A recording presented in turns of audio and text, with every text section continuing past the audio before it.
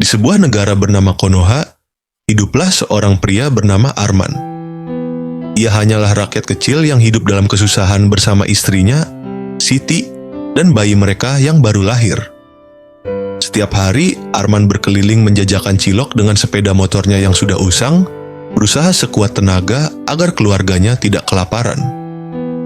Namun, kenyataan hidup di negara yang penuh korupsi membuat segalanya semakin sulit.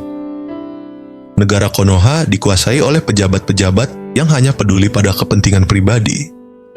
Mereka menguasai segala sektor, tambang batu bara, listrik, bahan bakar minyak, dan semuanya dikorupsi tanpa ampun. Rakyat kecil seperti Arman hanya bisa menonton berita di televisinya yang sudah rusak, melihat bagaimana para pejabat hidup bergelimang harta sementara dirinya bahkan tak mampu membeli susu untuk bayinya. Setiap hari, Siti menahan air mata melihat bayinya menangis karena lapar. Arman merasa hatinya hancur. Ia ingin melakukan sesuatu, tetapi apalah daya, ia hanya seorang penjual cilok.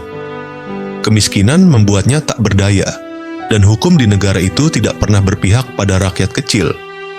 Suatu hari, pemerintah mengeluarkan peraturan baru. Semua kendaraan yang pajaknya belum dibayar akan disita. Arman tahu bahwa pajak motornya sudah lama mati. Bagaimana bisa ia membayar pajak jika untuk makan saja sulit? Tapi motor itu adalah satu-satunya alat yang membantunya mencari nafkah. Saat itu juga, polisi datang ke rumahnya. Tanpa banyak bicara, mereka menarik paksa motornya.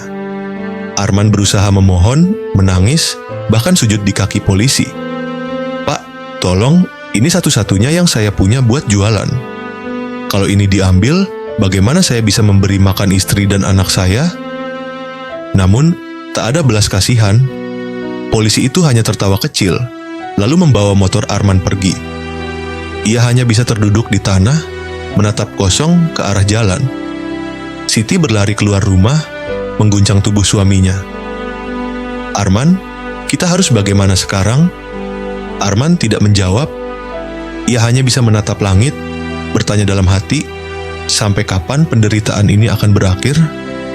Ia ingin melawan, tapi melawan negara yang penuh korupsi seperti itu bagaikan menantang ombak besar dengan perahu bocor. Namun, dalam hatinya ada satu tekad yang mulai menyala. Ia tidak akan menyerah.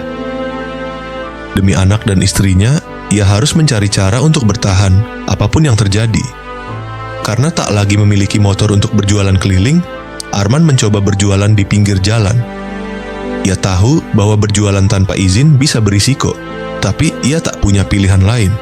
Setiap hari, ia menggelar dagangannya di trotoar, berharap ada cukup pembeli agar ia bisa membawa pulang sedikit uang untuk keluarganya. Namun, harapan itu pupus ketika beberapa hari kemudian, petugas keamanan datang dan mengangkut gerobak serta dagangannya. "Kamu tidak punya izin berjualan di sini?" teriak salah satu petugas sambil merampas barang-barangnya. Arman hanya bisa berdiri kaku. Ia ingin protes, ingin berteriak, tetapi suaranya tertahan. Air matanya menggenang, tapi ia tidak bisa menangis. Ia terlalu lelah untuk menangis. Saat ia pulang dengan tangan kosong, Siti hanya bisa menatapnya dengan mata penuh kesedihan. Bayi mereka kembali menangis kelaparan, dan Arman merasa dadanya sesak. Ia ingin menolong keluarganya, tapi bagaimana? Ia ingin bekerja, tapi kemana? Semua jalan terasa tertutup baginya.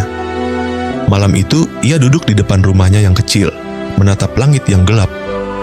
Pikirannya dipenuhi pertanyaan. Harus bagaimana lagi aku bertahan? Apakah ini salahku? Salah siapa semua ini? Mengapa rakyat kecil seperti aku harus menderita akibat keserakahan mereka yang berkuasa?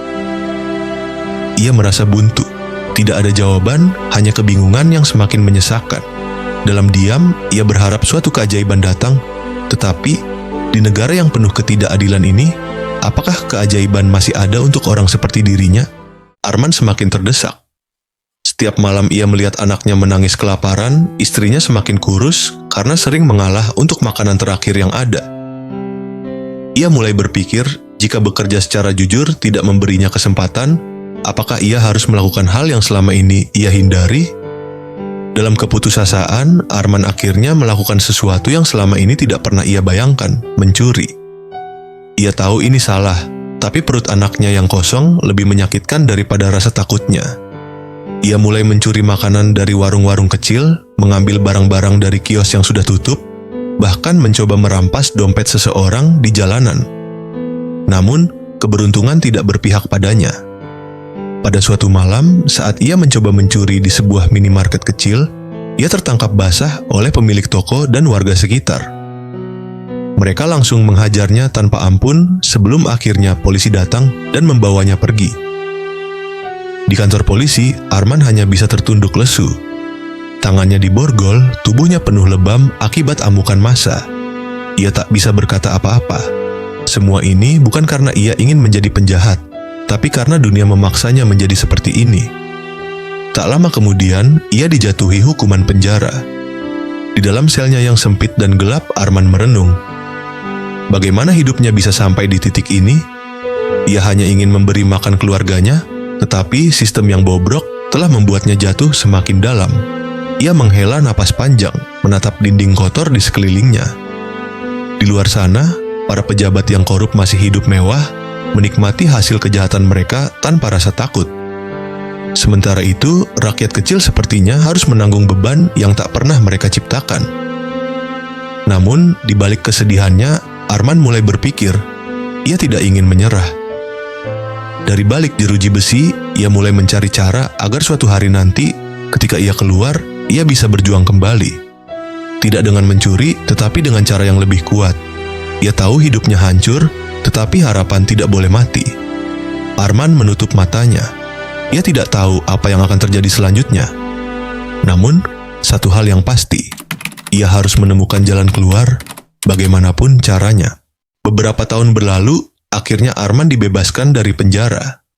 Ia keluar dengan hati yang bercampur aduk, antara sedih dan bahagia. Sedih karena hidupnya telah terpuruk begitu dalam, tetapi bahagia karena ia bisa kembali berkumpul dengan keluarganya. Saat tiba di rumahnya yang masih sederhana, Siti dan anaknya yang kini telah tumbuh menjadi bocah kecil berlari menyambutnya. Arman memeluk mereka erat, meneteskan air mata bahagia. Ia berjanji pada dirinya sendiri bahwa ia tidak akan pernah lagi memilih jalan yang salah. Arman mulai bekerja serabutan di pasar, mengangkut barang dagangan orang lain demi mendapatkan upah. Ia bekerja keras tanpa mengeluh, sedikit demi sedikit mengumpulkan uang. Dengan tekad yang kuat, ia mulai menabung untuk membuka usaha kecilnya sendiri. Bulan demi bulan berlalu, akhirnya ia berhasil mengumpulkan cukup modal untuk membuka warung makan sederhana. Berkat kerja kerasnya, warung itu mulai berkembang. Pelanggannya semakin banyak, dan ia bisa memberikan kehidupan yang lebih baik untuk keluarganya. Tahun-tahun berlalu, warung makan Arman semakin sukses. Ia bahkan bisa mempekerjakan beberapa orang untuk membantu usahanya. Kini, ia tidak lagi hidup dalam kemiskinan. Ia belajar bahwa meskipun hidup penuh ketidakadilan, selama masih ada harapan dan usaha, kebahagiaan bisa diraih. Dengan penuh syukur, Arman menatap keluarganya yang kini hidup bahagia. Ia telah melewati masa-masa tergelap dalam hidupnya, tetapi ia berhasil bangkit. Dari seorang pria yang terhimpit kemiskinan dan sempat terjerumus ke jalan yang salah, kini ia menjadi contoh bahwa kerja keras dan ketekunan bisa mengubah takdir seseorang. Setelah mengalami kesulitan dan bahkan sempat terjerumus ke jalan yang salah, Arman akhirnya menyadari sesuatu. Ia tidak bisa terus menyalahkan pemerintah atau keadaan. Ia mulai memahami bahwa ada hal-hal yang berada di luar kendalinya, seperti kebijakan pemerintah atau tindakan para koruptor. Namun, ada satu hal yang masih bisa ia kontrol, yaitu dirinya sendiri. Saat keluar dari penjara, Arman berjanji pada dirinya sendiri bahwa ia tidak akan lagi terperangkap dalam keputusasaan. Ia mulai bekerja serabutan di pasar, mengumpulkan sedikit demi sedikit uang untuk modal usaha. Dengan kerja keras, ia akhirnya berhasil membuka warung makan kecil. Warung itu awalnya sepi, tetapi Arman tidak menyerah. Ia terus belajar bagaimana melayani pelanggan dengan baik, memasak dengan cita rasa yang lezat, dan mengelola keuangannya dengan bijak. Usahanya mulai berkembang dan warung makan Arman semakin dikenal. Ia kini menyadari bahwa fokus pada apa yang bisa ia kontrol lebih baik daripada terus memikirkan ketidakadilan yang tidak bisa ia ubah sendiri. Jika ia terus berfokus pada korupsi dan kebijakan pemerintah yang tidak adil, ia hanya akan semakin frustrasi. Sebaliknya, dengan bekerja keras dan berusaha semaksimal mungkin dalam ruang yang bisa ia kendalikan, ia bisa membawa perubahan nyata dalam hidupnya. Pelajaran yang bisa diambil dari perjalanan Arman adalah bahwa hidup memang tidak adil, tetapi kita harus tetap bergerak maju. Tidak semua hal bisa kita kendalikan, tetapi kita masih bisa mengendalikan bagaimana kita merespons situasi. Daripada meratapi keadaan, lebih baik mencari solusi dan melakukan yang terbaik dalam hal-hal yang bisa kita ubah. Kini, Arman dan keluarganya hidup bahagia. Mereka tidak lagi kelaparan, dan anaknya bisa bersekolah dengan layak.